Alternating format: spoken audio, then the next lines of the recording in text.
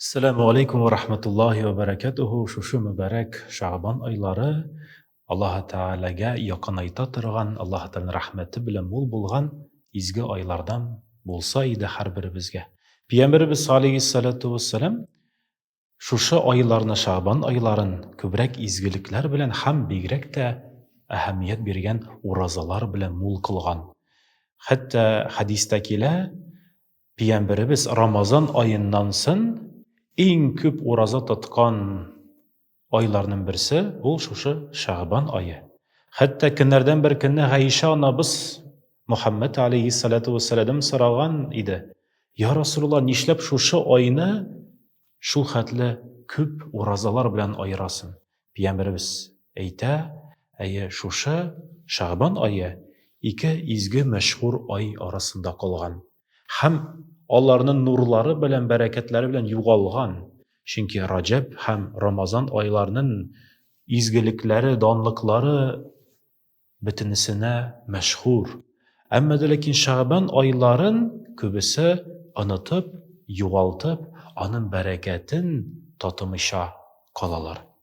Һәм Пәйгамбәрбез әйтә, шушы айны, әйе, Шәгъбан аен бигрәк тә уразалар белән камилләштереп, шушы айда кешенең гамәл дәфтәрләре Аллаһ Тәгаләгә күчә икәнлеген Пәйгамбәрбез хәбәр итә. Пәйгамбәрбез әйтә, шушы айда минем гамәл дәфтәрләрем алышынган вакытта, мин уразалы килеш гамәл дәфтәрләрен алган кебек, уразалы килеш гамәл дәфтәрләрен Аллаһ Тәгаләгә күчсә, бик күркәм һәм изге гамәл булыр дип Пәйгамбәрбез шушы айларны изгелекләр, игелекләр белән, гамәл гыйбадәтләр белән мул кылган. Хәтта хәдисләрдә килә, Раҗаб ае ул утырту ае, Шәгъбан ае ул су сибү ае. Рамазан ае исә ул уңышлар алу ае дип хәбәр ителә. Һәм шулай ук башка хәдистә әйтелә, Раҗаб ае ул Аллаһ Тәгаләнең рәхмәте белән мул булган ай. Һәм Шәгъбан ае ул арыну, чистарыну ае. Һәм Рамазан ае ул да инде изгелекләрне күбәйтү ае дип шулай хәбәр ителгән. Шуңа күрә, хөрмәтле җәмәгать, Пәйгамбәрбез шушы айны күбрәк изгелекләр, игелекләр белән һәм бигрәк тә уразалар белән мул кылган. Уразаларыбызны күбәйткән саен, беренчедән Пәйгамбәрбезнең сөннәтенә, әйе, һәм шәфәгатенә лаеклы булабыз, Алла бирсә. Һәм икенчедән арынабыз, гөнаһлардан пакланабыз, чистарынабыз.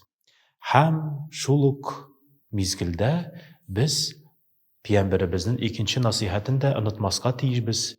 Пәйгамбәрбез әйтә, әйе, Шәгъбан ае бигрәк тә беренче яртысы бик мөбарәк. Икенче яртысын, әйе, бик күп уразалар белән Пәйгамбәрбез уздырмаган. Ни өчен? Чөнки тәненә, әйе, хәл кертеп, Рамазан аена хәтле бераз булса да көч җыеп, әйе, Пәйгамбәрбез тәненә җал итәргә биргән. Хәтта хәдисләрнең берсендә әйтелә, нәк Рамазан ае алдыннан ураза тоту, хәтта гөнаһ да булырга мөмкин.